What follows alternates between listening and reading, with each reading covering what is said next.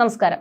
Hema committee report പുറത്തുവന്നതിന് പിന്നാലെ പത്രസമ്മേളനം വിളിച്ചു ചേർക്കണമെന്ന മോഹൻലാലിന്റെയും മമ്മൂട്ടിയുടെയും നിർദ്ദേശത്തെ എതിർത്തത് ജഗദീഷ് എന്ന വെളിപ്പെടുത്തലാണ് ഇപ്പോൾ പുറത്തുവരുന്നത്. ഫെഫ്ക ഭാരവാഹി ജോസ് തോമസ് ആണ് ഇക്കാര്യം മാധ്യമങ്ങൾക്ക് മുന്നിൽ പറഞ്ഞത്. ജഗദീഷ് മാധ്യമങ്ങൾക്ക് മുന്നിൽ വന്ന് പറഞ്ഞതിന്റെ പൊളിറ്റിക്സ് എന്താണെന്ന് തനിക്ക് അറിയില്ലെന്നും ജോസ് തോമസ് പറഞ്ഞു. ഒരു പ്രമുഖ മാധ്യമത്തിന് നൽകിയ അഭിമുഖത്തിലായിരുന്നു താരത്തിന്റെ പ്രതികരണം. ഹേമ കമ്മിറ്റി റിപ്പോർട്ട് പുറത്തുവന്നതിന് പിന്നാലെ മാധ്യമങ്ങളെ കണ്ട് ഒരു പത്രസമ്മേളനം നടത്തണമെന്ന് മോഹൻലാലും മമ്മൂട്ടിയും പറഞ്ഞിരുന്നു. എന്നാൽ പത്രസമ്മേളനം നടത്തരുതെന്നാണ് ജഗദീഷ് പറഞ്ഞത്. തടസ്സവാദം ഉന്നയിച്ചു എന്ന് ബി ഉണ്ണികൃഷ്ണനാണ് പറഞ്ഞത്. ജഗദീഷ് മാധ്യമങ്ങൾക്ക് മുന്നിൽ വന്ന് പറഞ്ഞതിന്റെ പൊളിറ്റിക്സ് എന്താണെന്ന് എനിക്കറിയില്ല. ഇത് സംഭവിച്ച കാര്യമാണെന്നും ജോസ് തോമസ് പറഞ്ഞു.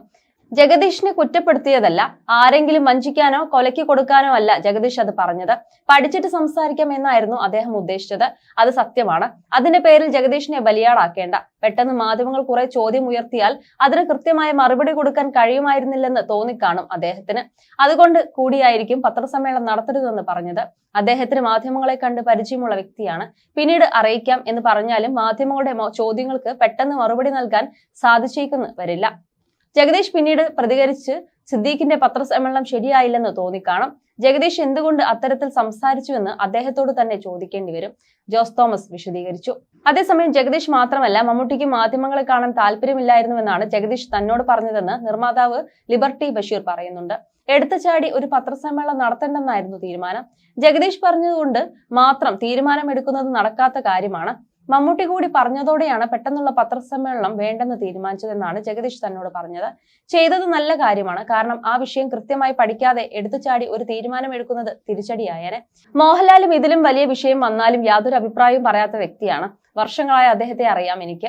മറ്റുള്ളവർ പറഞ്ഞാൽ അത് അനുസരിക്കുന്നതാണ് രീതി. പ്രത്യേകിച്ച് മമ്മൂക്കയൊക്കെ പറയുമ്പോൾ അനുസരിക്കും. സിദ്ദീഖ് പത്രസമ്മേളനം നടത്തിയതിന് പിന്നാലെയാണ് ജഗദീഷ് മാധ്യമങ്ങളോട് പ്രതികരിച്ചത്. സിദ്ദീഖ് പറഞ്ഞത് തെറ്റായി പോയെന്ന തോന്നൽ എനിക്കും ഉണ്ടായിരുന്നു.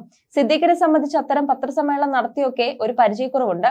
അതേസമയം ജഗദീഷ് ഒരു അധ്യാപകനാണ്.